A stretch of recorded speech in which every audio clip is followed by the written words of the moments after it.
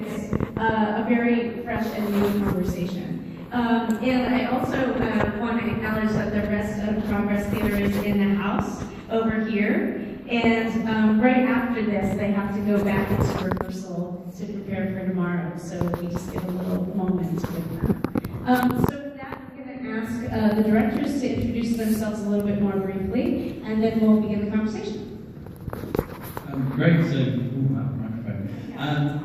I'm Lewis, and I've been invited this year to be part of the BRIC programme, and I've directed this show that you're about to see, so thank you very much for coming. Hello, Crystal Chanel Truscott. As Andrea said, I'm the Artistic Director of Progress Theater. In another part of my life, I'm also a Department Head of Music and Theater at University, Prairie View A&M University in Texas. And I'm glad to be here and enjoying the conversation. So we're going to begin with Ed around this question of what is your process or approach to working with historical theater in order to create contemporary theater? I mean, for me, I think any play or any sort of performance involves history.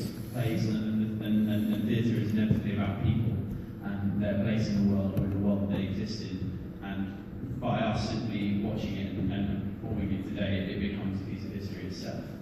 But I think especially when I'm approaching a text like A Tale of Two Cities that is inherently sort of about a specific period of time, I sort of ask myself, well, why is this, or how is this relevant to me or to the audience that I'm going to be presenting it to today? And I think for me, with A Tale of Two Cities, as we were talking about before, is there are two things about it. It's about revolution, but I also think it's about where revolution comes from, and it is actually what I think the play is more widely about, which is I think it's a play about love, and I think it's a play about how people find love, but also what happens to people when love is taken away from them. Because the French Revolution really began when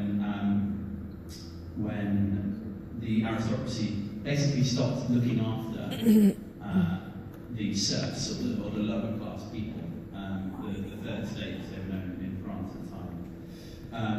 And the play is also about a love triangle between Sidney Carton and Charles Darnay and Lucy Nanette. So I think that's sort of what the play is about.